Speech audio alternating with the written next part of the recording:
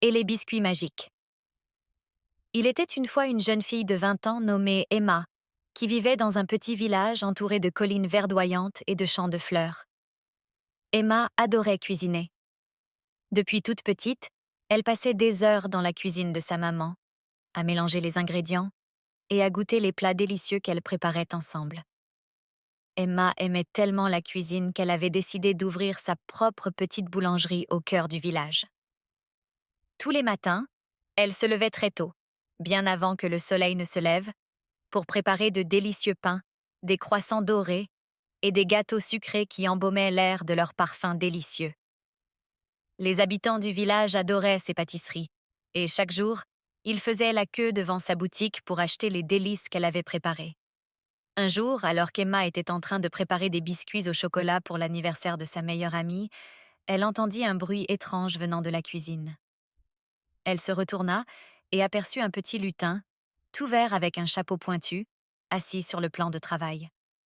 Il avait l'air très triste. « Bonjour, petit lutin, » dit Emma gentiment. « Que fais-tu ici? Et pourquoi as-tu l'air si triste ?» Le lutin leva les yeux vers elle et expliqua. « Je suis Milo, le lutin du village, et j'ai perdu ma recette secrète de biscuits magiques. Sans elle, je ne peux plus apporter de bonheur aux enfants du village avec mes biscuits enchantés. » Emma, qui avait un grand cœur, se sentit immédiatement concernée par le problème de Milo. « Ne t'inquiète pas, Milo, » dit-elle en souriant. « Je vais t'aider à retrouver ta recette, et ensemble, nous ferons les biscuits les plus délicieux du monde. » Emma et Milo se mirent à chercher partout dans la cuisine. Ils fouillèrent dans les tiroirs, regardèrent sous les étagères et derrière les pots à épices, mais ils ne trouvèrent pas la recette. Alors Emma eut une idée. Elle se souvenait que sa grand-mère lui disait toujours que les meilleures recettes venaient du cœur. « Et si nous inventions une nouvelle recette ensemble ?»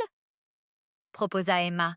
« Je suis sûre que nous pouvons créer quelque chose de merveilleux. » Milo hocha la tête avec enthousiasme. Ils commencèrent à mélanger de la farine, du sucre, des œufs et du chocolat. Emma ajouta une pincée de cannelle pour la douceur, tandis que Milo ajouta une petite pincée de poudre magique qu'il sortit de sa poche. Ensemble, ils roulèrent la pâte en petites boules et les mirent au four.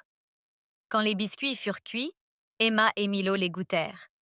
Ils étaient si délicieux qu'ils se mirent à sourire d'une oreille à l'autre. Les biscuits avaient un goût sucré et réconfortant, avec une touche de magie qui les rendait tout simplement parfaits.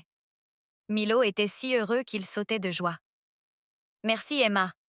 Ces biscuits vont rendre les enfants du village très heureux. Tu es une vraie amie. » Depuis ce jour, Emma et Milo firent équipe dans la cuisine, inventant toutes sortes de recettes magiques. La boulangerie d'Emma devint la plus célèbre du village, non seulement pour ses délicieuses pâtisseries, mais aussi parce que chaque biscuit, chaque gâteau et chaque pain contenait une pincée de magie et beaucoup d'amour. Et les enfants du village, chaque fois qu'ils croquaient dans un biscuit, sentaient leur cœur se remplir de bonheur et de joie. Et c'est ainsi qu'Emma, avec son talent pour la cuisine et son grand cœur, fit du monde un endroit un peu plus doux et plus magique.